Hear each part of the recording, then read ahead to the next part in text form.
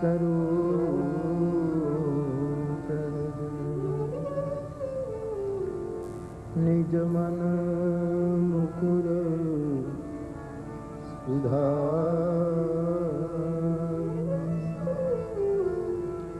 वरण रघुवर बिमल जो दायक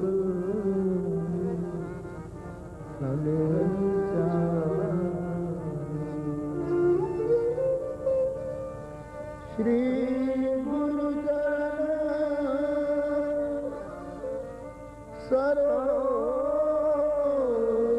रज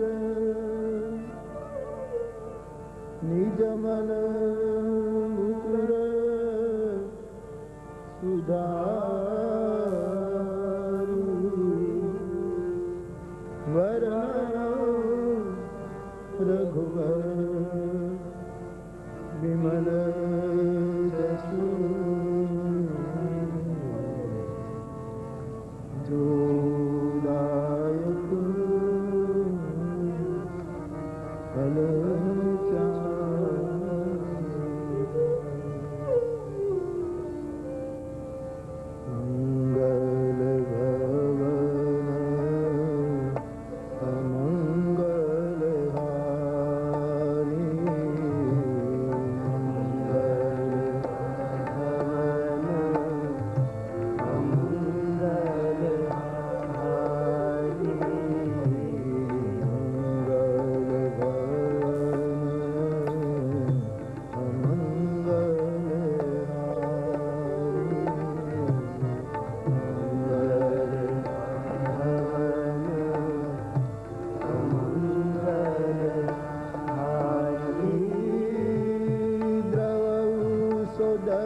दशरथ फकीर बिहारी द्रौ दशरथ फकीर बिहारी द्रौ दशरथ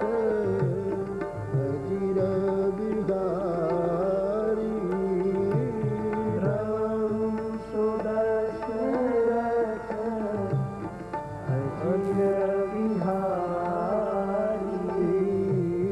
मंगल भवन अमंगल हारी मंगल भवन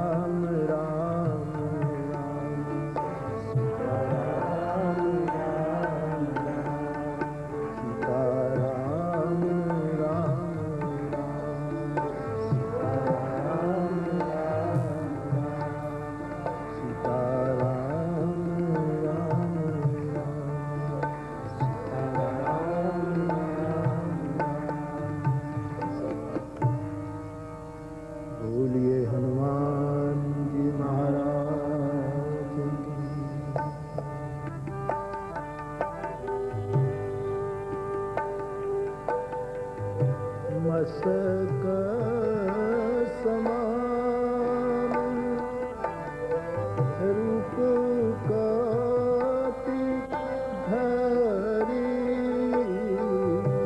मस्तक समान रूप कापि धरी लंका ही चले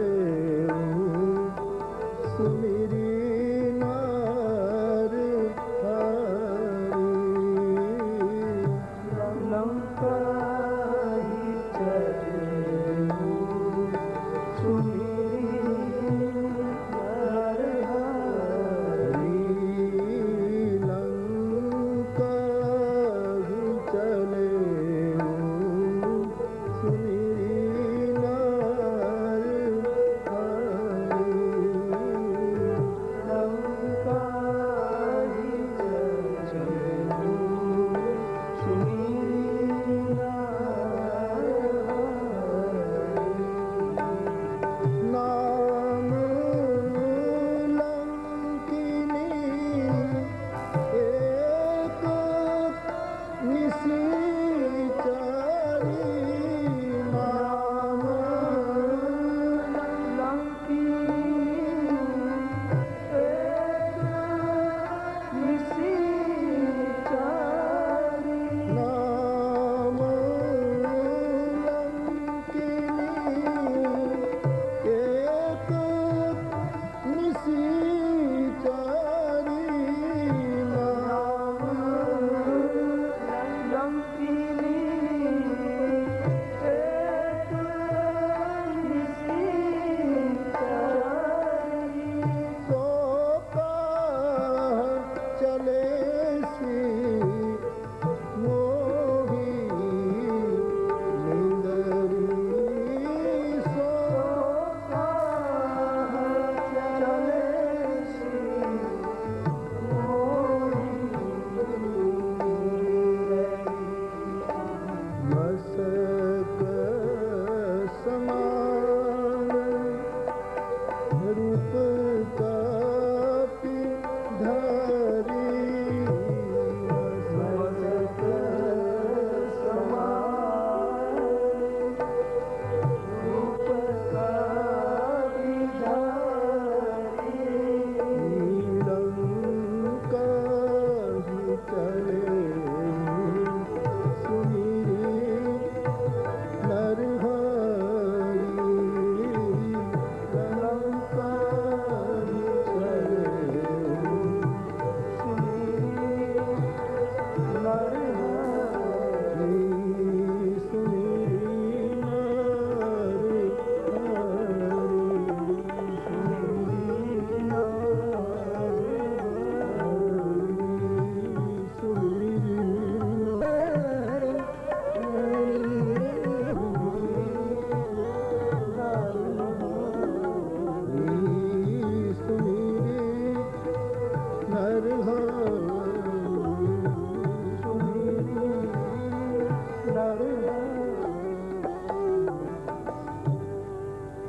भगवान शंकर ये कथा पार्वती को सुना रहे हैं।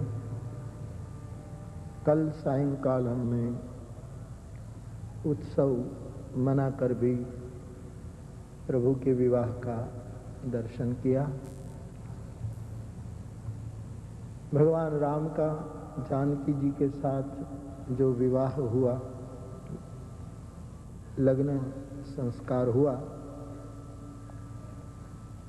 उसके बारे में संतों ने अपने अपने अभिप्राय दिए हैं।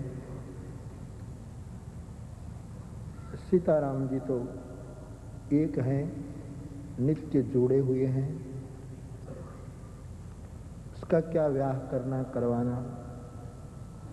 लेकिन त्रेता युग में जो ये घटना घटी, ये प्रसंग बना,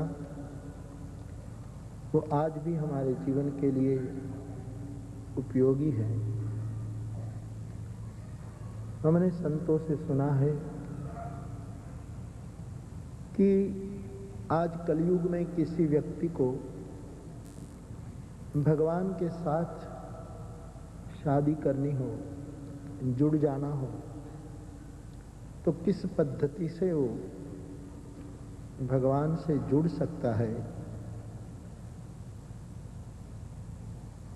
इसके कुछ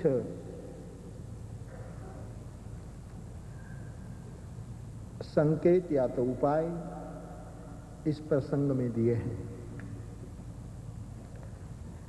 जैसे हमारे यहाँ विवाह विधि होती है तो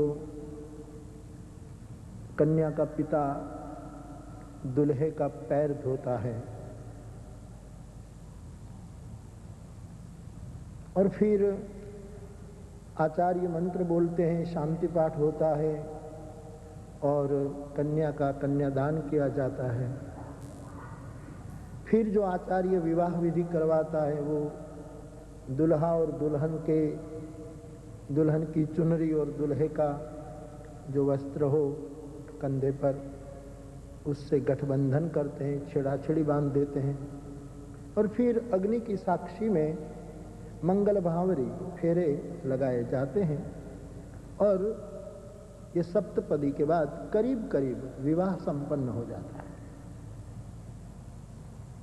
तो राम जी के विवाह में भी ये सब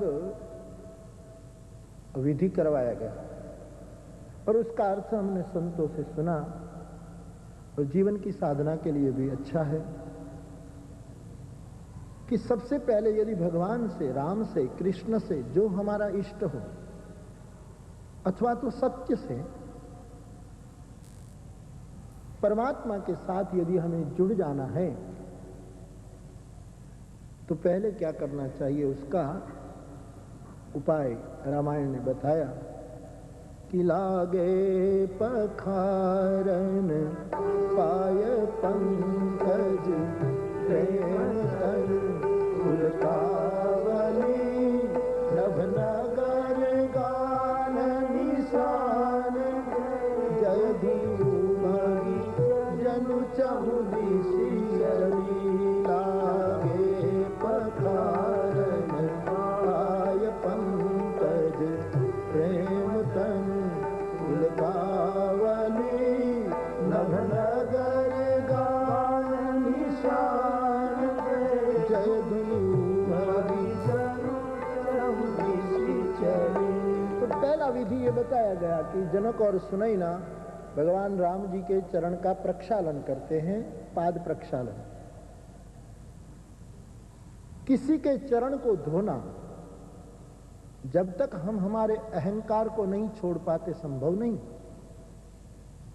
अरे किसी को सिर झुकाना, थोड़ा बहुत अहंकार हटता है तभी हो सकता है। किसी के चरण को छूना करीब करीब 50% अहंकार को मिटा दे तभी हो सकता है। किसी के चरण में लकड़ी की तरह दंडवत करना करीब करीब 90% अहंकार को हम हटा दे तभी संभव है। लेकिन किसी के चरण को धोकर इन चरणामृत को पीना, वो तो जब व्यक्ति अपना पूरा का पूरा अहंकार छोड़ देता है तभी हो सकता है। तो यहां ये पहला सिद्धांत बताया कि भगवान से यदि हमारा ब्याह हो तो व्यक्ति को सबसे पहले एक काम करना चाहिए कि अपने अहंकार को हटाए। मैं पूछता रहता हूं सबको कि आप शांति से, मैं कहूं और मान लो नहीं, आप शांति से सोचिए कि हमारे जीवन में अहंकार की जरूरत है। हाँ, मैं कबूल करता हूं जीवन के सत्य को अनदेखा काम की जरूरत है, प्रमाण में, मात्रा में। धर्म अनुकूल काम जरूरी है प्रत्येक व्यक्ति के जीवन में, धर्म विरुद्धी काम खराब है। भगवान श्री कृष्ण ने गीता में धर्मानुकूल काम को अपनी वो मानी है। धर्म की मर्यादा में काम जरूरी है। व्यक्ति काम छोड़ दे तो ये संसार ठप हो जाए, संसार आगे बढ़ ही नहीं सकता। हमारे देश के ऋषि मुनियों ने इसलिए ये लग्न प्रथा ला दी संसार में कि उनका काम नियंत्रित हो। पुरुष का काम अपनी पत्नी में नियंत्रित हो जाए, स्त्री का काम अपने पति में नियंत्रित हो जाए, और प्रजोत्पत्ति हो, संसार चलता रहे और व्यक्ति की वृत्तियां बेमर्याद न हो।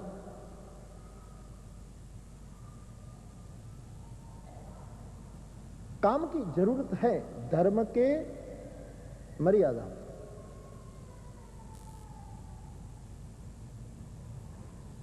और लोभ की भी थोड़ी जरूरत है। पहले ये बात सुनो कि ये काम और लोभ की बात करता हूं, ये कोई अच्छी वस्तु नहीं है, लेकिन जीवन में उसकी जरूरत है। हमारा इतना सुंदर घर हो और रसोई घर हो, दीवान खंड हो, इतने सुंदर शयन कक्ष हो, लेकिन हम सब जानते हैं कि ऐसे सुंदर मकान में टॉयलेट की भी जरूरत रहती है।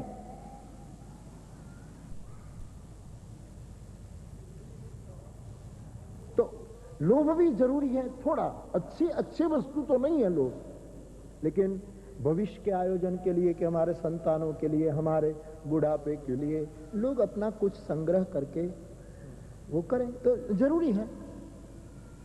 देश काल के अनुसार थोड़ा क्रोध भी जरूरी है, थोड़ा। ये सलाह का गलत अर्थ मत करना, थोड़ा मात्रा में। हमारी संतान को हम डांटेंगे नहीं तो वो कल हमारी भारतीय सभ्यता चुक जाएंगे, इसलिए उसको जरा डांटना जरूरी है। इतना क्रोध आवश्यक है। हमारे घर में गुजराती नहीं बोलेंगे, बच्चों को हम डांटेंगे, गुजराती बोलो, हिंदी बोलो, अपनी बोली बोलो, घर में कृपया बोलो, ऐसा हम नहीं कहेंगे तो भविष्य में चिंता हो जाएगी। पुरुष अपनी पत्नी को डांटे कि बेटे को, संतान को अपना दूध पिला, कुछ समय तक अपना स्तनपान करा, ये जरूरी है।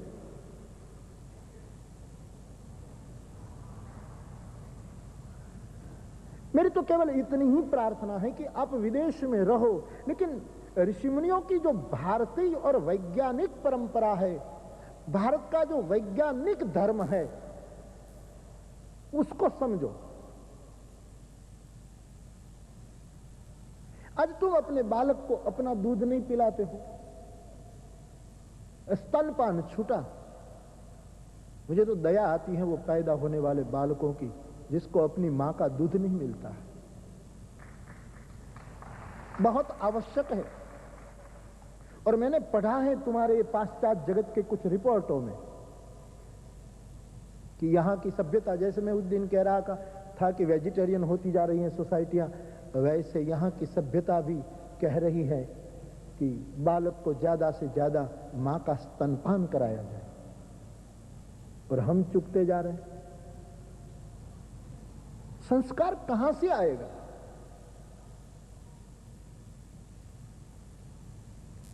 अभयम सत्व संशुद्धि, ये तुम कहां से लाओगे? गीता की दैवी संपदा कोई आकाश से टपक पड़ेगी? कोई भूमि से निकलेगी? जैसे गेहूं पकता है, सिंग पकती है, वैसे कोई इस दैवी गुण निकलेगा तुम्हारे घरों से? तुमको अर्जित करना पड़ेगा।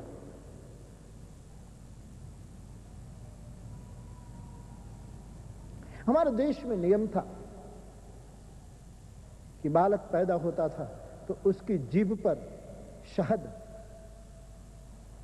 मध थोड़ा सा लेकर के उनकी जीभ पर ओम लिख दिया जाता था, या तो कोई भगवान का नाम लिख दिया जाता कि बालक मधुभाषी रहे।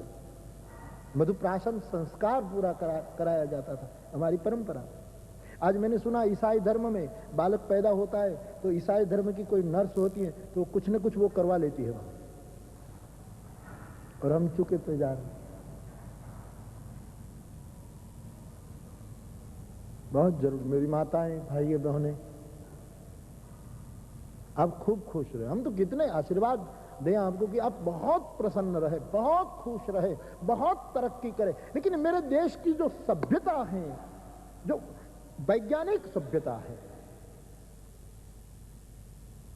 गिनती वाली पूरी सभ्यता है, उसको जितनी मात्रा में अक्षुण्ण रखा जाए, बचाया जाए, आपका जो है तो बालक जब अपनी बोली बोले घर में, बालक को मां का दूध मिले जहां तक हो,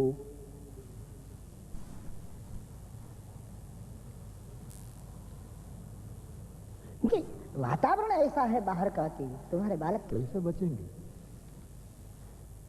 तुम उसको पहले से कह सकते हो।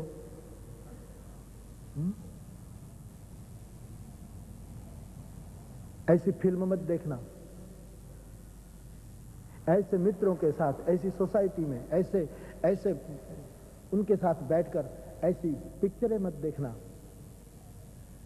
ऐसा विहार मत करना इधर उधर। ये जो सभ्यता है बहुत आवश्यक है। तो काम, क्रोध, लोभ ये मर्यादा में जरूरी है।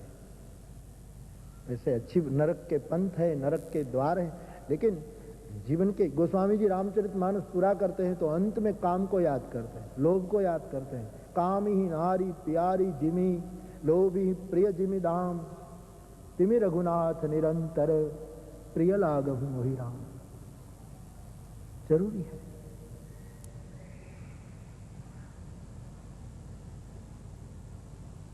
कुछ भी, बस मेरी तो एक ही प्रार्थना, खूब तरक्की करो लेकिन सभ्यता को बचाए रखो। सब चला जाएगा, सुख समृद्धि के साथ सभ्यता भी गई तो फिर बचा क्या? कुछ तो बचा लो। हमारे गुजराती में साहित्यकार लोग कहते हैं, गुजराती में कहो, एक भाई वो मोटू मकान बनाવ્યું। એ જમાનાની વાત તો 2-5 લાખ રૂપિયાની પાસે એ જમાનામાં છે તો બધા એક મકાનમાં ખર્ચી નાખે, એટલું સરસ મોટું મકાન બનાવ્યું। પછી એને ઘરે કોઈ મહેમાન આવ્યા એટલે જમવા બેઠા ત્યારે કઢીને રોટલો આપ્યો। મકાન 5 લાખનું, જમવામાં ખાલી કઢી, રોટલો ને ચટણી, આ સિવાય કંઈ નહીં। એટલે પેલો મહેમાન વિચાર કરે 5 લાખનું મકાન, આમાં તો કંઈ બહુ સારું જમવાનું હોઈ શકે ને, આટલું કેમ કઢી ને રોટલો? એટલે મહેમાન તો કંઈ પૂછી ન શકે, પણ પેલા એ આખું મકાન, પછી પેલો જમવા બેઠો એટલે પેલો મકાનના વખાણ કરવા લાગ્યો કે બાથરૂમમાં આટલા ખર્ચાણા, રસોડામાં આટલા, ફલાણામાં આટલા, 5 લાખમાં આવું મકાન કોઈનું નહીં, આટલું બધું। એટલે પેલા મહેમાને જમતા જમતા કીધું કે આટલો બધો ખર્ચ કર્યો તે એમાં રીંગણા જેટલું તો રહેવા દેવું તું। આ કઢીને રોટલો મળ્યો એમાં રીંગણાનું શાક થાય એટલું તો બચાવવું તું કે મહેમાનને તું કઢી જ પીરસે છે, એવી દશા તારી આવી ગઈ। ખર્ચતે ખર્ચતે કમ સે કમ સભ્યતા બચ જાય, संस्कृति बच जाए।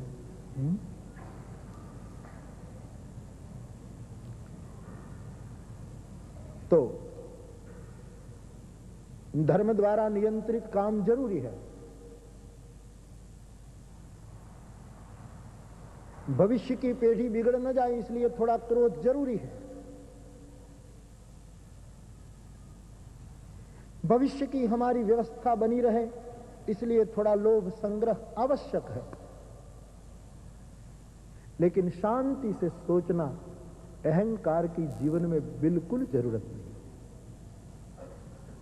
अहंकार विमूढ़ात्मा कर्ताहम इति मन्यते, तामसी लोगों की ये प्रकृति है। अहंकार की हमारे जीवन में बिल्कुल जरूरत नहीं। बहुत अच्छा जीवन बिना अहंकार चल सकता है।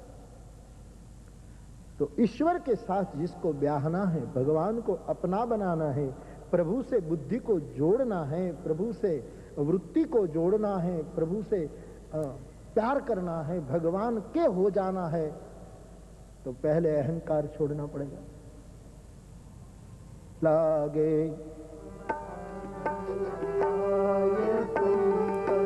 प्रेम तन उलकावली, नभ नगर गान निशान जदुनु मरी जन प्रभु श्री चली, जय नगर गान निशान जय धुनि मरी जन प्रभु श्री चली। और जैसे चरण प्रक्षालन हो गया तो जनक जी ने अपनी जानकी का हाथ लेकर राम जी जो दुल्हे हैं उनके हाथ में कन्यादान दिया।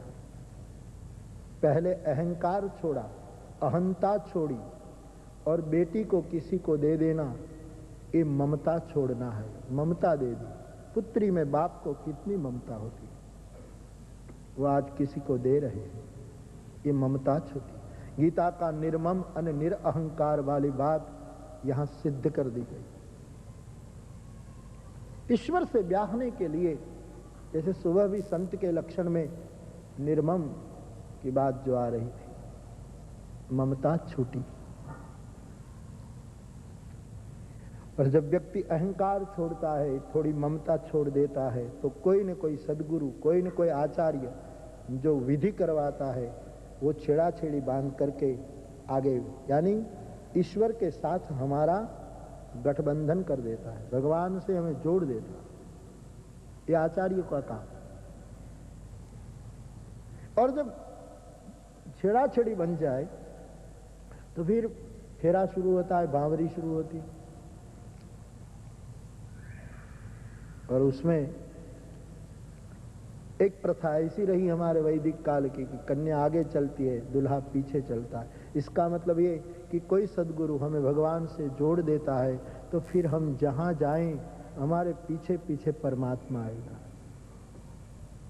फिर 4 फेरा नहीं, 84 लाख फेरा फरो, कोई चिंता नहीं, भगवान की सुरक्षा पीछे पीछे आएगी। हमारे देश में विवाह विधि के पीछे ये दृष्टि रही। गुजरातियों में खास करके 4 फेरे के प्रचलित प्रथा है कि 4 फेरा करते हैं। 4 फेरा का अर्थ मैंने बहुत बार कहा है कथाओं में कि ये धर्म, अर्थ, काम और मोक्ष की बात है। अब हम पति पत्नी साथ में धर्म का जतन करेंगे। अब हम पति पत्नी धर्म की मर्यादा में काम भोगेंगे। अब हम पति पत्नी हमारा व्यवहार चलाने के लिए हम कुछ औरों को मदद कर सके, इसलिए अर्थ पैसा कमाएंगे और हम दोनों ऐसा जीवन जिएंगे कि हम मुक्त हो जाएं, हम मोक्ष प्राप्त करें। इसलिए 4 भावरी है।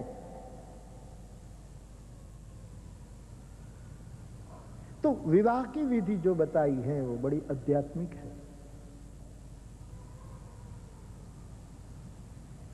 तो सिया राम जी के विवाह का जो ये प्रसंग कल यहाँ बहुत चाव से मनाया गया, उसका आध्यात्मिक अर्थ हमारे जीवन के लिए, उसका यही अर्थ संतों ने बताया, बहुत मधुर है।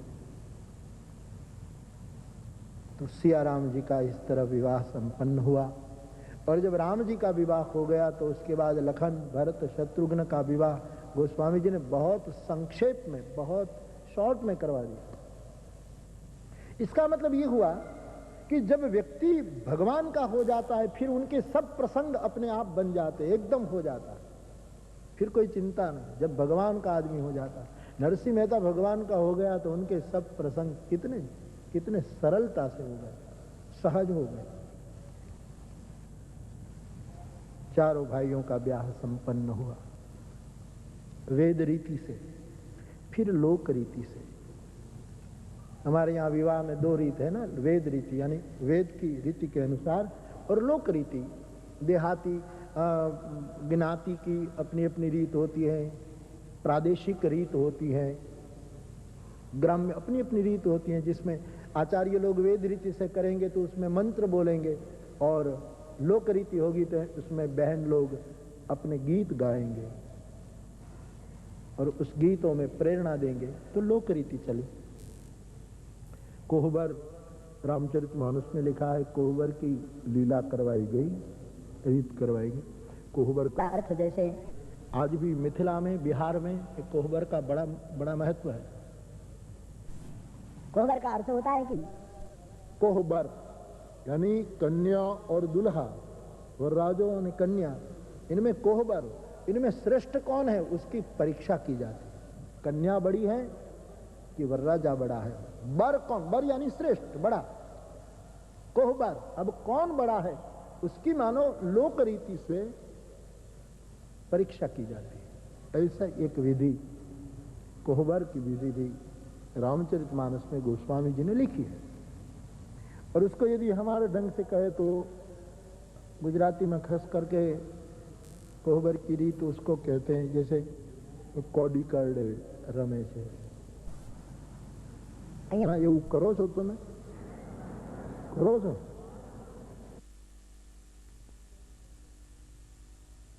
હા, તો એ બરાબર, બહુ સારું. કોડી કરડે રમાડે, ત્રાસમાં દૂધ નાખે કે પાણી, આવું કરેલું છે પણ ભૂલાઈ ગયું. હવે ઘણા વર્ષ થઈ ગયા ને એટલે બધું ગયું. કેટલું યાદ રહે પછી. એટલે આવો એક વિધિ આવે છે ગામડામાં, એની બહુ રંગત હોય. એટલે દૂધ કે કંઈ ખબર નહીં, પછી ગુલાલ નાખે, પછી ઓલું તમે મને કહેતા હતા જો હા હા એ નાખે અંદર. હા, પછી એનું ગોતવાનું હોય ને અંદરથી કોળી, કોણ પેલું શોધી લે એના ઉપરથી મૂળ તો અક્કલનું માપ કાઢવાનું કે આમાં અક્કલ વાળું કોણ છે બેમાં. સરસ સરસ રીત છે.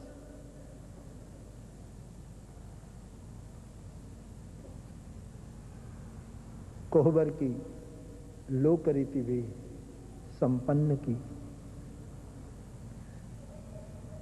4 प्रकार की रसोई बनी, सबको भोजन के लिए निमंत्रित कर दिए गए.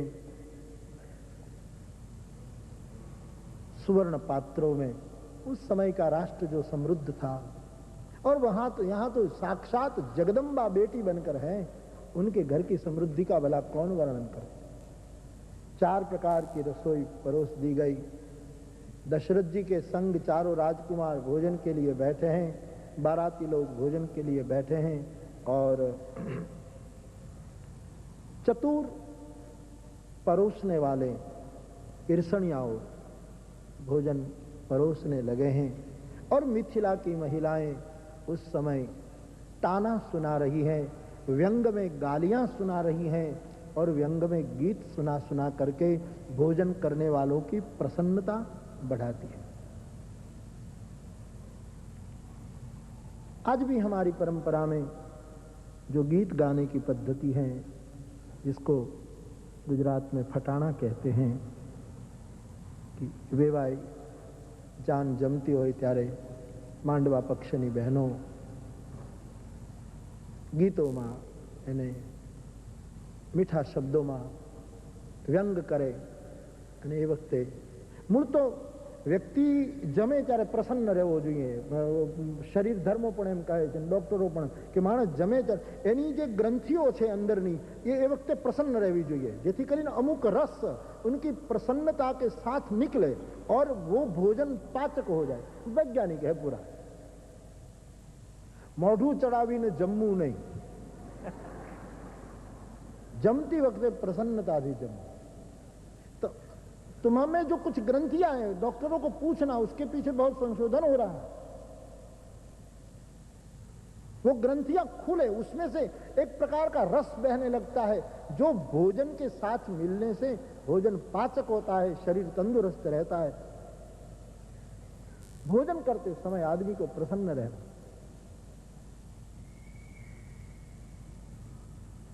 तो बारात जब भोजन करने लगती है, तब हमारे यहाँ जो प्रथा है कि गीत गाए जाते हैं, फटाना.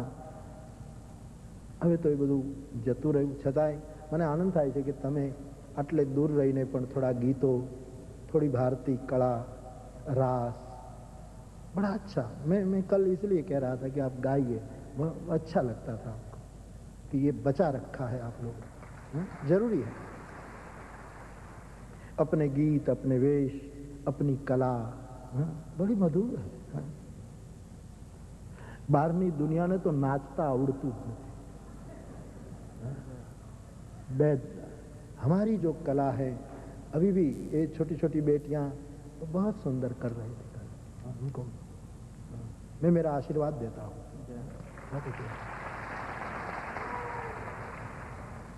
इस कला को बचाए रखना बहुत सुंदर. तो हमारी जो पद्धति है, लोक पद्धति, बड़ी सुंदर रही.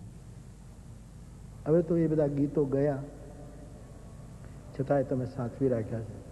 બાકી બહુ જૂના ગીતો, જૂના ઢાળ બહુ સરસ હતા. હા, હું ગાવાનું છું એટલે તો આ બધું ગોઠવું છું.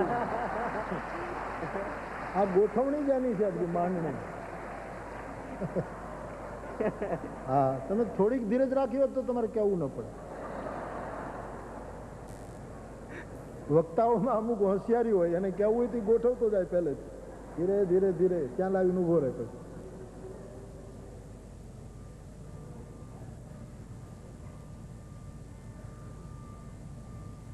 તો કયું ગીત ભાઈ?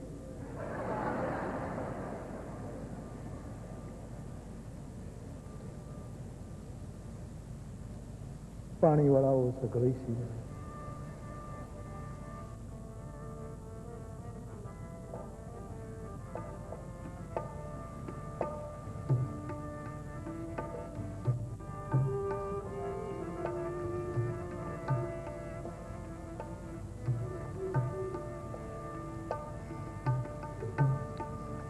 कियो भाई दादा ने कई बाई छे माता,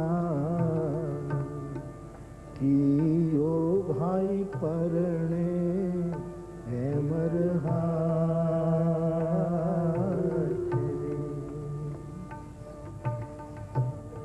कियो भाई परणे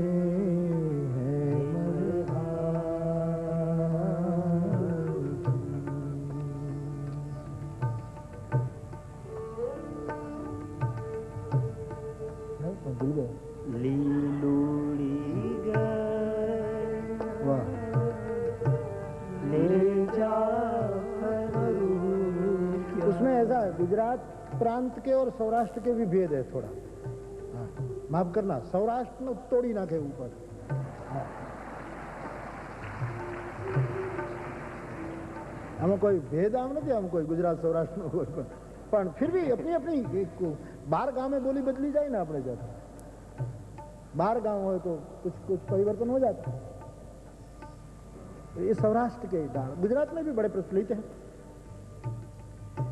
लीलूड़ी गरना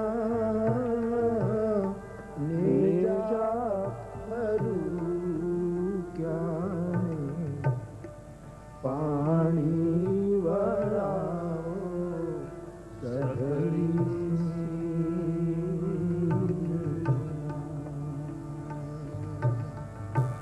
पानी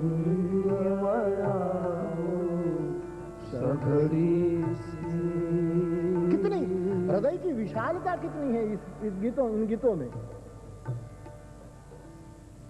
कि हमारे घर इतने इतने मेहमान आएंगे बारात में, तो पूरे सीम से, पूरे खेतों से, जहां जहां कुआं हो, सब जगह से पानी वो करो, क्योंकि इतने लोग आए. कितनी विशाल भावनाएं इन गीतों के पीछे पड़ी थी. पानी वराओ सघड़ी कियो भाई दादा ने कई बाई छे माता, कियो भाई परणे हेमर कियो भाई परणे. गीत में पूरा परिचय आ जाता था कि दूल्हे की माँ कौन है, उनका पिता कौन है, दूल्हे का नाम क्या है, सब गीतों में आ जाता था. और गांव के लोग जान जाते थे किसकी जान है. बहुत बहुत गीतों में सब प्रसंग मढ़ लिए जाते थे. तो ये पुराने जो ढाल हैं, पुरानी जो पद्धतियां बड़ी अच्छी हैं.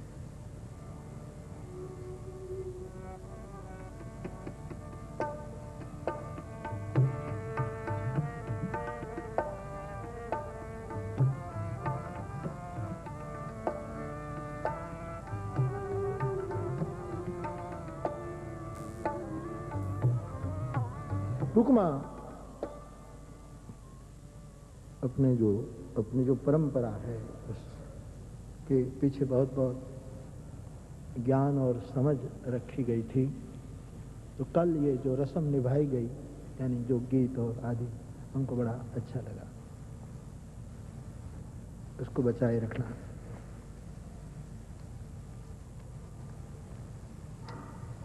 कोहबर की लीला पूरी हुई, विधि, फिर भोजन जो था वो पूरा हुआ। दिन बीतने लगे।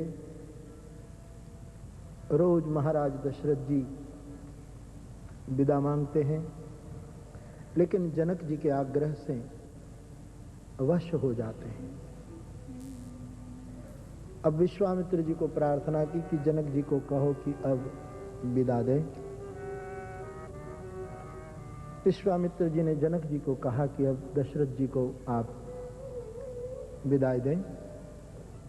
विश्वामित्र की आज्ञा का उल्लंघन कैसे हो सकता, लेकिन जनक जी को अच्छा नहीं लगा।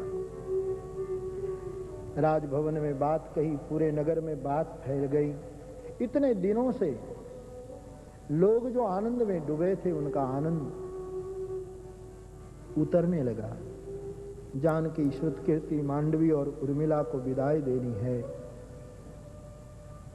पूरे नगर के लोग अश्रु से भर गए कि बस अब ये बेटियां हमको छोड़कर चली जाएंगी।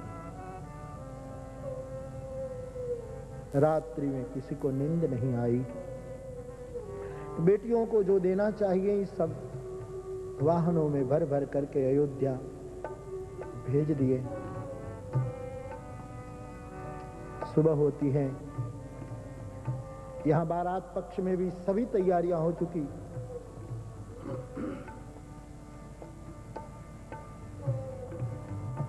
राम, लखन, भरत, शत्रुघ्न सुबह दशरथ जी के कहने पर रानीवास में आकर सुनैना जी की विदाई और आशीर्वाद लेते हैं कि हमको विदा दो, आपकी कन्याओं को विदा करो। पहरामनी की, आशीर्वचन किए, विधिवत विदा दी। 4 डोलियां तैयार हुई। चारों बहनें, जनक की चारों पुत्रियां, श्रुतकीर्ति, मांडवी, उर्मिला पति के घर जाने के लिए तैयार हैं। सखियों को मिलती हैं, माँ को मिलती हैं, और ये कन्या विदाई का प्रसंग। भारतीय माँ अपनी संतानों को, अपनी बेटियों को क्या शिक्षा देती थी, गोस्वामी जी रामचरितमानस में लिख देते हैं। जानकी, श्रुतकीर्ति, उर्मिला मांडवी को हृदय से लगाती हुई माता उसको शिक्षा दे रही है कि बेटी, तुम्हें पति के घर जाकर क्या करना है, सुनो। सास ससुर सेवा करहु, सास ससुर सेवा करहु, पति दुख लखी आयसु अनुसरहु, पति दुख लखी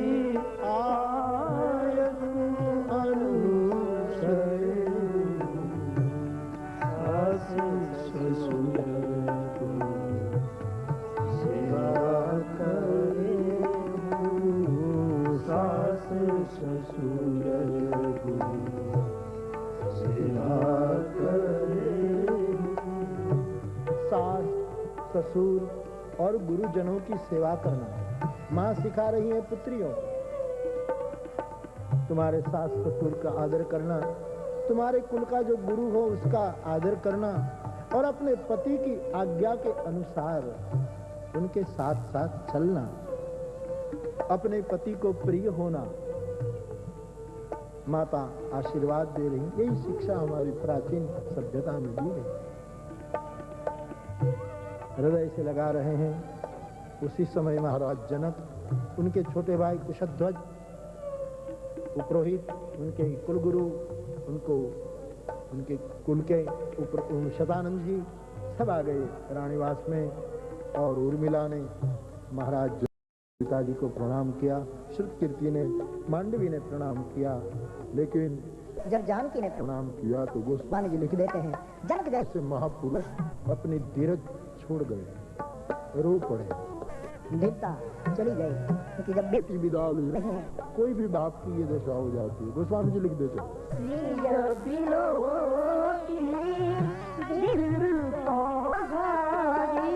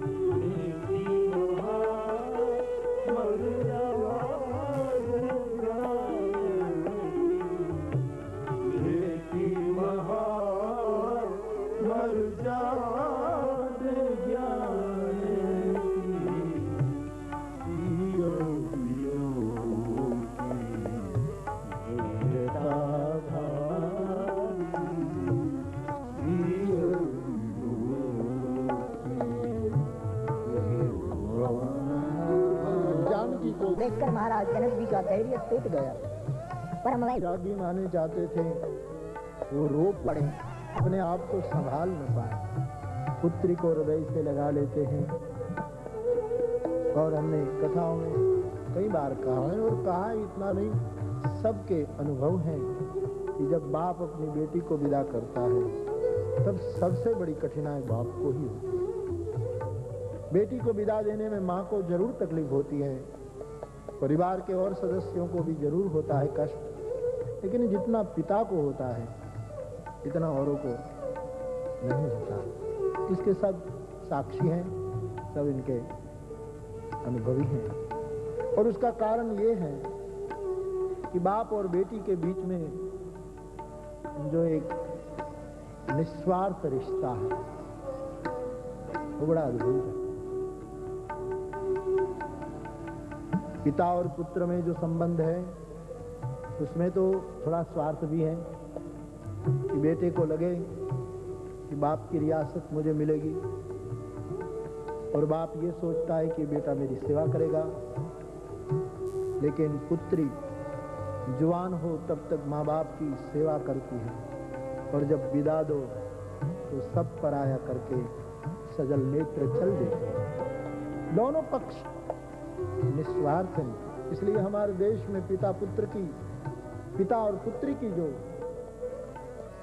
संस्कृति है बड़ी अद्भुत है। हिमालय अपनी पार्वती को विदा देता है तब इतना बड़ा महापुरुष रोया, और आज इतने बड़े विवेकी पुरुष के नेत्र में आंसू है जब जानकी जी को विदा देते, क्योंकि बाप बेटी का ऐसा दिव्य रिश्ता होता है। देश काल बदला है, कुछ उसमें परिवर्तन दिखाई दे, फिर भी हम भारतीयों में अभी भी बहुत मात्रा में बाप बेटी के बीच में जो प्रीत है वो बची है, बहुत मात्रा। कोई जगह होगा देश काल के अनुसार कि रूखा सूखा जीवन हो गया हो, लेकिन फिर भी बड़ी मधुरता इन रिश्तों में रही। पुराने भारत में तो ऐसा कहा जाता था, एक आदमी रोज सीना तान कर निकलता है, लेकिन जब उनके घर बेटी का जन्म हो जाता है तो फिर सिर झुक जाता है। कोई उसको पूछता है कि भाई रोज सीना तान कर निकलता था और आज सिर झुकाए, बोले मेरे घर पुत्री का जन्म हो गया। इसका मतलब ये नहीं कि उसको कोई शर्म लगी, अब उसको ये लग रहा है कि बेटी मेरे घर आ गई, अब मुझे विनम्र होना होगा, अब उसको किसी के साथ ब्याहना होगा बेटी को, और तब मुझे उसका दान करके जिसके घर मेरी बेटी दूं उनके सामने रोज मस्तक झुकाए खड़ा रहना होगा। ऐसी एक विनम्रता उनमें सहज अर्जित हो जाती थी। तो आज महाराज जनक अपनी पुत्री को विदा दे रहे हैं, और पुत्री को विदा देने में पिता को कष्ट होता है। इसका कारण कि बेटी जब समझदार हो जाती है तब पिता की जितनी देखभाल करती है इतना और कोई नहीं करता। आज जनक को लगा कि अब कल हमको कौन पूछेंगे कि पिताजी आपने खाना ठीक से खाया, आप ठीक हैं। बेटी बाप की बहुत देखभाल करती है, सब परिवार में लोग जानते हैं। ऐसी पुत्री की विदाई हो रही है। नगर के बाहर सब पहुंचे,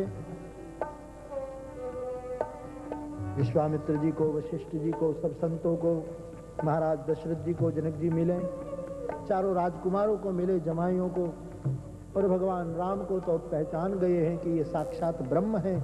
इसलिए राम के सामने जब मिले हैं तब प्रभु की वंदना करते हैं, प्रशंसा करते हैं, और अपने आप को असमर्थ बताते हैं कि हे राम, मैं किन शब्दों में आपकी प्रशंसा करूं। राम करो के ही भांति प्रशंसा, राम करो के ही भांति प्रशंसा, मुनि महेश मन मानस ईशा, मुनि महेश मन मानस ईशा, करही जोग जोगी जेहि लागी, करही जोग जोगी जेहि लागी,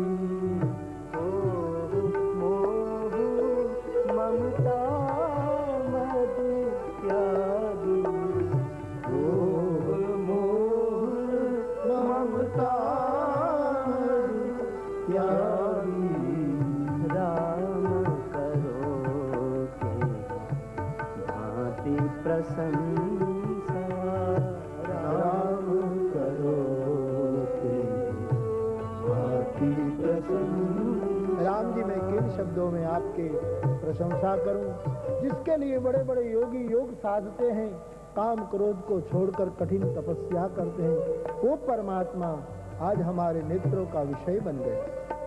हमको उसने अपना लिया। हमारे भाग्य की सराहना कौन करे। सबको विदा दी। दूर सुदूर जनक और सुनैना जी विदा देने गए हैं। फिर दशरथ जी ने समझाया और लौटे हैं। अपनी पुत्रियों की डोलियां जब तक दिखाई दी खड़े रहे और सब दिखाई देता बंद हुआ, तब सजल नयन वो लौट गए। और बेटी को विदाई करके माँ बाप जब लौटते हैं तब उसको घर कैसा लगे, ये मंडप कैसा लगे, वो तो माँ बाप ही समझ सकते हैं। शून्यता मानो छा गई मिथिला में जानकी के जाने से। और यहाँ रास्ते में निवास मुकाम करते हुए नगर में जो जो गांव लोग आते हैं उनको सुख देते देते वो स्वामी जी कहते हैं भगवान राम अयोध्या पहुंचे। बीच मगलो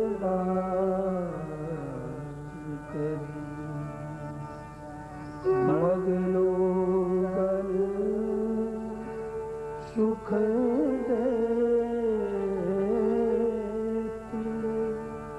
अवध समीप पुनीत दिन पहुँचे आई जन। रास्ते में मुकाम करते करते सबको सुख देते देते पुनीत दिन ये बारात अयोध्या पहुंचती है। बड़ा सम्मान हुआ। 4 सिंहासन अपने भवन में रखकर मां कौशल्या ने चारों दंपति को बिठा करके आरती उतारी। दशरथ जी ने ब्राह्मणों को खूब दक्षिणा दी, आशीर्वाद प्राप्त किया। याचकों को अयाचक कर दिए, मेहमानों को सम्मान करके भोजन करवाया, सबको सुंदर निवास दिया। वशिष्ठ गुरुदेव ने जो अंतिम विधि करवाना चाहिए सब करवाई और नेग लेकर गुरुदेव पूरे परिवार को आशीर्वाद देकर अपने आश्रम में विश्वामित्र महाराज को निज मंदिर में निवास करवाया। रात्रि हुई, घर घर में जागरण हो रहा है और यहाँ दशरथ जी रानीवास में आकर जनकराज की प्रशंसा करते हैं। हमको कैसे रखा, क्या क्या हमारे लिए किया। और ये पुत्र वधुएं पर घर आई ऐसा उसको अनुभव नहीं करने देना, उसका जतन करना।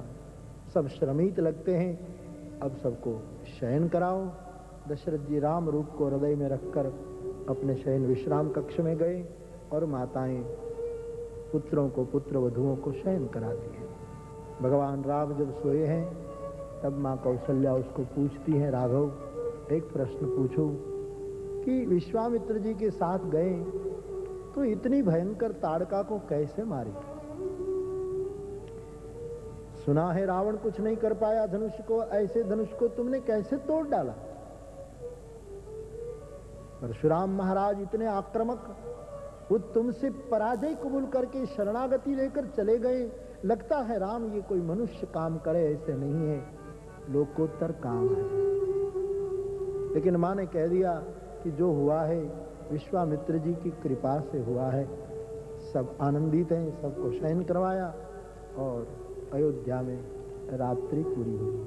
सुबह में सब गीत गा रहे हैं, ऐसे दिन बीतते चले। कंकर छोड़ने का विधि हुआ, वो संपन्न हो गया। उस दिन भी बहुत दान दक्षिणा और सबको सम्मान दिया। अब एक ही बात बची थी और विश्वामित्र महाराज की विदाई। जनक दशरथ और पूरा राज परिवार विश्वामित्र जी को विदा देते हैं। सबके नेत्र में आंसू हैं और विदा देते समय महाराज दशरथ जी बहुत सुंदर बोले। विश्वामित्र जी को कहा कि बाबा अब कभी हमारे घर आकर, जब पहले आप आकर मांग रहे थे कि हमको तुम्हारे पुत्र दे दो, अब कृपया कभी हमारे घर आकर मांगना मत। जो चाहिए अपने हाथ से लेकर चले जाना, क्योंकि ये सब संपदा आपकी है। हम तो केवल आपके सेवक हैं, इसलिए कृपया मांग करके हमको संकोच में मत डालना।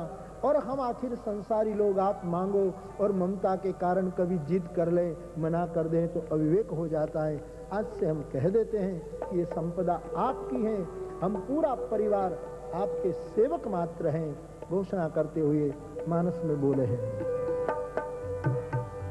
नाथ सकल संपदा तुम्हारी, नाथ सकल संपदा तुम्हारी, मैं सेवक समेत सुत नारी, मैं सेवक समेत सुत नारी, करूँ सदा ललितन पर छोड़, करूँ सदा ललितन पर छोड़, दर्शन दे रहब मुनि मोहु, दर्शन दे रहब मुनि मोहु, नाथ सकल संपदा तुम्हारी, नाथ सकल संपदा। दशरथ जी ने कहा, हे मालिक, यह सब संपदा आपकी है, मैं मेरी रानी और मेरे पुत्र पुत्रवधुओं के सहित आपका सेवक मात्र हूँ। आपको अब हमारे पास कुछ मांगना नहीं है, हम आपसे मांग रहे हैं। करबद्ध प्रार्थना की, आपसे 2 वस्तु मांगते हैं। विश्वामित्र जी तो अकिंचन महापुरुष हैं, बोले हम क्या दें? बोले 2 वस्तु दीजिए। क्या? हमारे पूरे परिवार पर कृपा बरसाते रहियो। और दूसरी चीज मांगी, आपको जब समय मिले हमको दर्शन देते रहो। ये बहुत सुंदर बात है। गृहस्थों को चाहिए, साधु संतों से क्या मांगे? यही मांगने कि बस आपकी चेतना से, आपके भजन से हमको प्रेरणा देते रहियो, और जब जब मौका मौका मिले तो हमको दर्शन देते रहो, रहना, ताकि हम हमारी सभ्यता को बचाए रखे। यही मांगने जैसी बात है। मैं फिर एक बार कहूं कि साधु संतों से संपत्ति या तो और कामना ठीक नहीं, संपत्ति और पदार्थ तो आपके प्रारब्ध में जितने लिखे हैं वो जरूर मिलेंगे। हाँ, मांगना हो तो ऐसा मांग सकते हैं कि भगवान ने हमारे प्रारब्ध के कारण, पुरुषार्थ के कारण हमको संपत्ति दी है, आप उनका सदुपयोग करवाएं, आप उनका सही उपाय बताएं, ऐसा आप कह सकते हैं। बाकी तो यही मांग करनी चाहिए कि दर्शन देते रहना। विश्वामित्र महाराज विदा लेते हैं। यहाँ गृहस्थ का धर्म और साधु का धर्म, दोनों धर्म बताए। यहाँ ये बता दिया कि साधु को चाहिए कि कोई गृहस्थ के घर उनके प्रसंग के लिए जाना पड़े, उनकी प्रसन्नता के लिए तो जाना चाहिए, लेकिन प्रसंग पूरा होने के बाद साधु को चाहिए फिर अपनी तपस्थली में, फिर अपने स्थान में जाकर फिर अपनी तपस्या शुरू कर दे।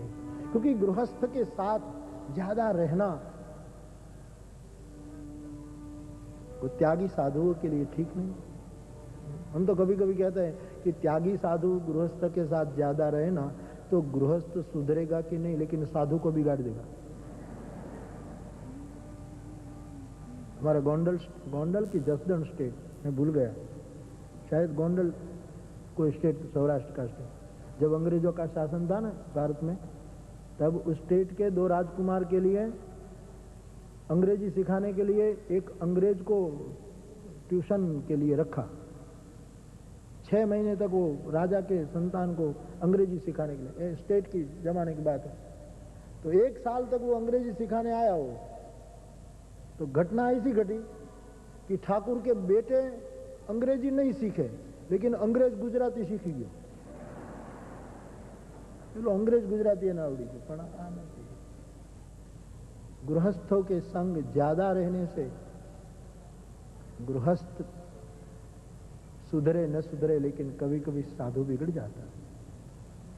तपस्वी को चाहिए फिर अपनी ड्यूटी पर लग जाए, आत्म साधना में लग जाए, लोक कल्याण के लिए फिर साधना अर्जित करें, क्योंकि ये जरूरी। और विश्वामित्र जी बता रहे हैं बहुत अच्छा है,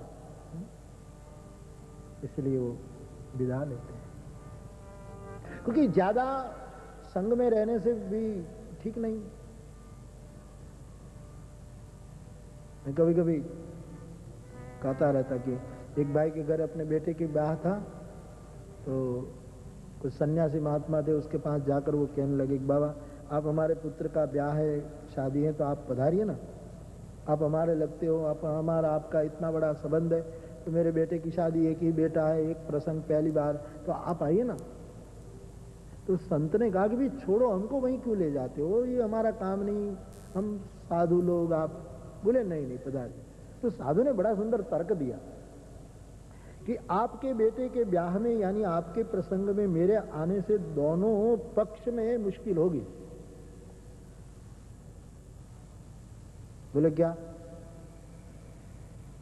तुम्हारे बेटे की शादी को देखकर, वो रंग राग देख करके, वो बाजे बजते हैं, वो गीत गाए जाते हैं, वो धाम धूम होती है, उसको देखकर कहीं मुझे इच्छा हो जाए कि मैं भी कर लूं शादी, तो गड़बड़ हो सकती है।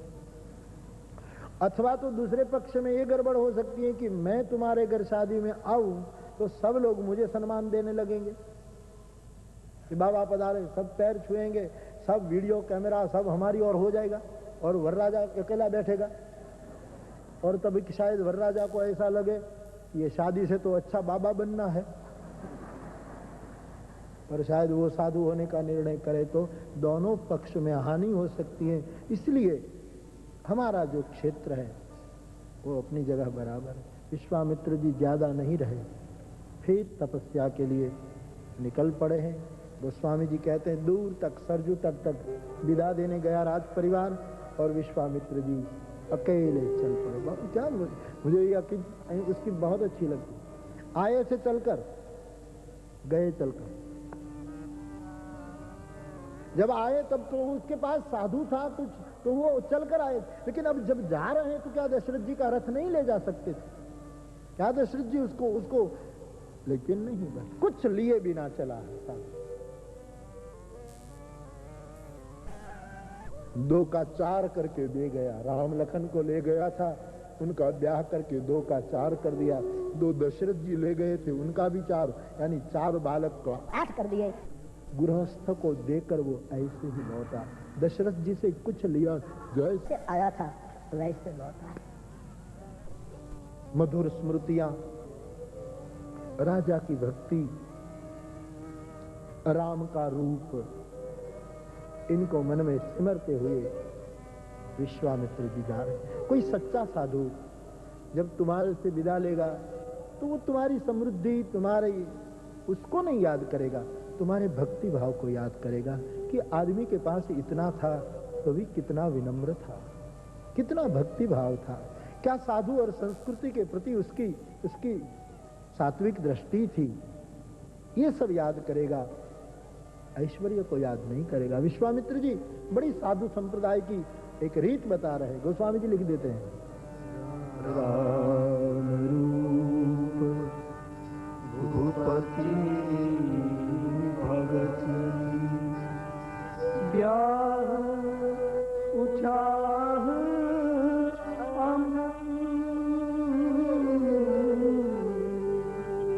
जात सराहत मन ही मन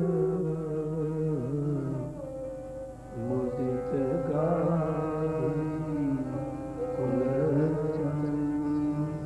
जात सराहत मन ही मन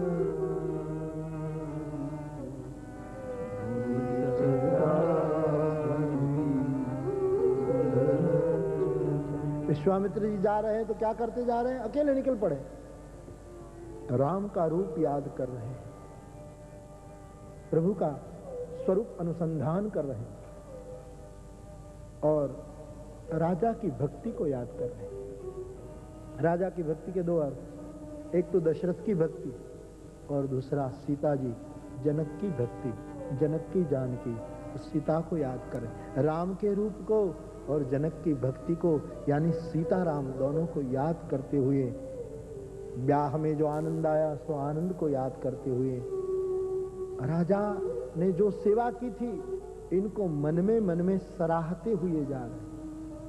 देखो ये सच्चे साधुओं का लक्षण है। सच्चा साधु होगा वो तुम्हारे मुंह पर तुम्हारी बड़ाई नहीं करेगा, तुम्हारी प्रशंसा नहीं करेगा, लेकिन जाएगा तो तुम्हारी नम्रता, तुम्हारी दातारी, तुम्हारी अस्मिता, तुम्हारा भाव, तुम्हारा आतिथ्य, तुम्हारी, इनको मन में सराहेगा, मुंह पर नहीं बोलेगा, बड़ाई नहीं करेगा तुम्हारे सामने, लेकिन अंदर से तुमको याद करता जाएगा कि प्रभु उनको सलामत रखे। इस सच्चे संतों का लक्षण है। क्योंकि मुंह पर बड़ाई करने से दोनों बाजू गलत मुश्किल होती। एक तो मुंह पर बड़ाई करने से वाणी का तेज खत्म हो जाता है और सामने वालों को अहंकार आ जाता है। इसलिए साधु चरित व्यक्ति मन में सराहना करते हैं, मुंह पर नहीं। चात सराहत मन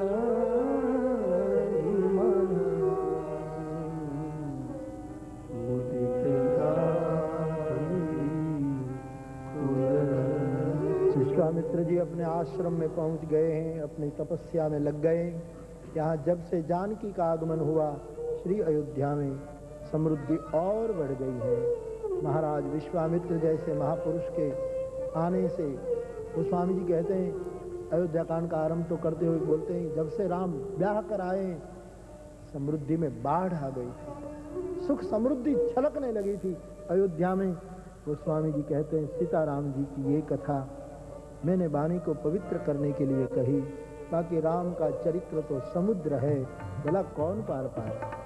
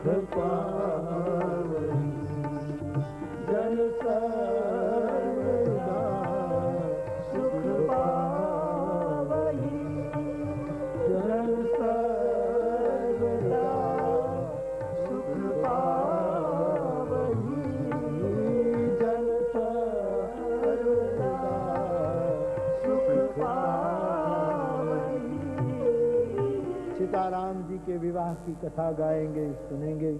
उसके मंगल प्रसंग में भगवान सुख और निर्विघ्नता प्रदान करेंगे। गोस्वामी जी ने शुभकामना व्यक्त की। सिय रघुवीर विवाह जे सप्रेम गावही, इन कहूँ सदा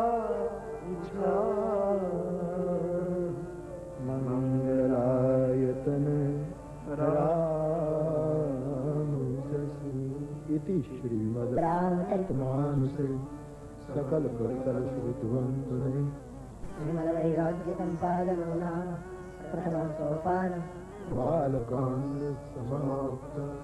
श्री सीतारामचंद्र। संक्षेप में बालकांड को स्वामी जी ने पूरा किया। अयोध्या कांड का आरंभ गुरु वंदना से करते हैं, अयोध्या की समृद्धि का दर्शन कराते हुए करते हैं, लेकिन उसके बारे में कुछ कहे। इससे पूर्व आइए कुछ समय के लिए भगवान नाम का आश्रय करें, भाव से, शरीर से हरि नाम। राधे गोविंद भगवान।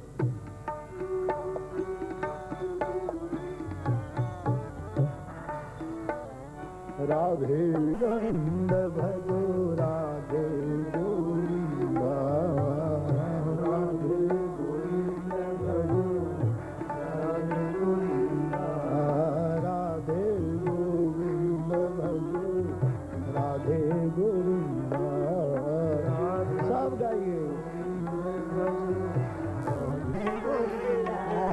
राधे गोविंद भजो राधे गोविंद राधे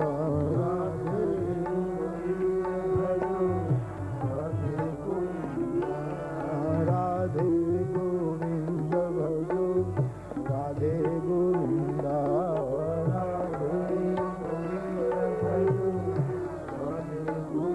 हे मारा वल्लभ श्रीनाथ भजो राधे गोविंद मारा वल्लभ श्रीनाथ भजो राधे गोविंद वल्लभ श्रीनाथ भजो राधे गोविंद मारा वल्लभ श्रीनाथ भजो राधे गोविंद वल्लभ श्रीनाथ भजो राधे गोविंद वल्लभ श्रीनाथ भजो राधे गोविंद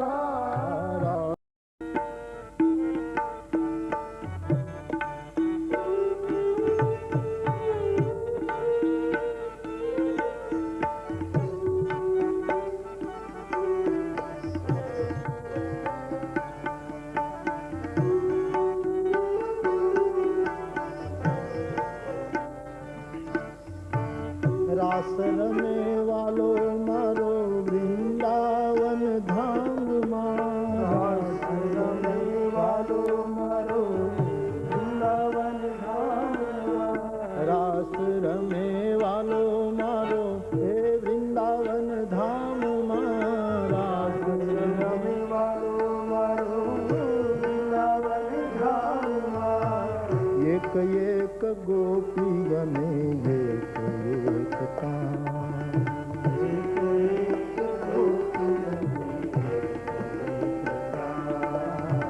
एक एक गोपी गने एक एक काम एक एक गोपी एक एक गोपी गने एक एक काम हेलो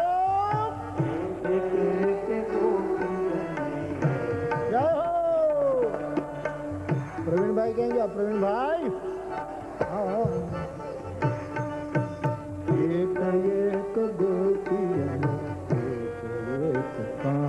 गावन एक एक गोपी તમે એક માઇક લો एक एक गोपी एक एक कान एक एक गोपी रास रमे वालो मारो हे वृंदावन धाम रास रमे वालो मारो वृंदावन धाम रास रमे वालो मारो हे वृंदावन धाम रास रमे वालो मारो वृंदावन धाम एक एक गोपियन एक एक कान एक एक गोपियन एक एक श्याम एक एक भगवान जी का ऋण अदा करने के लिए शुभेच्छा प्रकट करती है। प्रभु नगर की जय सब काजा हृदय राखी कौशलपुर आप नगर में जाकर सब कार्य करो। और देखो भाई शुभेच्छा तो कोई भी अर्जित कर सकता है। गुरु विदाई लेता है तो शिष्य शुभेच्छा नहीं देता, शिष्य भी खड़ा रह जाता है फूल माला लेकर। उस समय फूल सम्मान नहीं है, शुभेच्छा। गुरु विदा ले तो नारियल देना वो सम्मान नहीं है, शुभेच्छा है। शुभेच्छा समर्पित की जाती है। तो अब लंकिनी ये अंतिम 2 दिन है, उसमें श्री हनुमान जी को ऋण अदा करने के लिए शुभेच्छा समर्पित कर रही है। और इन सूत्रों की चर्चा हम कल करेंगे। आज यहाँ रुक रहे हैं। 4 बजे के बाद फिर कथा का क्रम पकड़ेंगे। 1 मिनट के लिए भगवान नाम का आश्रय करें, फिर अभी की कथा विराम लेगी। हरि शरणम हरि शरणम हरि शरणम हरि शरणम हरि शरणम हरि शरणम हरि शरणम हरि शरणम हरि शरणम हरि शरणम हरि शरणम। सब गाइए। हरि शरणम हरि शरणम हरि शरणम हरि शरणम हरि शरणम हरि शरणम हरि शरणम हरि शरणम हरि शरणम हरि शरणम हरि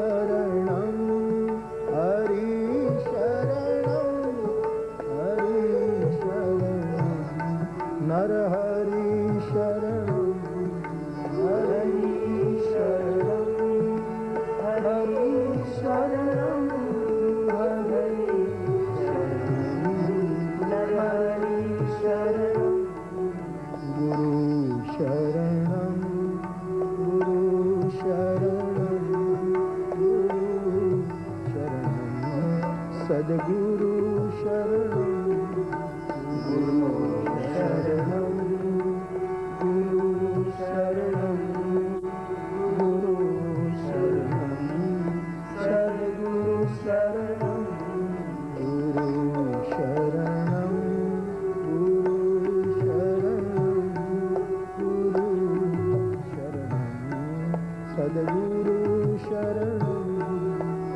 गुरु शरणम गुरु शरणम गुरु शरणम सद्गुरु शरणम गुरु शरणम गुरु शरणम गुरु शरणम सद्गुरु शरणम गुरु शरणम गुरु शरणम गुरु शरणम सद्गुरु शरणम गुरु शरणम गुरु शरणम गुरु शरणम सद्गुरु शरणम गुरु शरणम गुरु शरणम गुरु शरणम सद्गुरु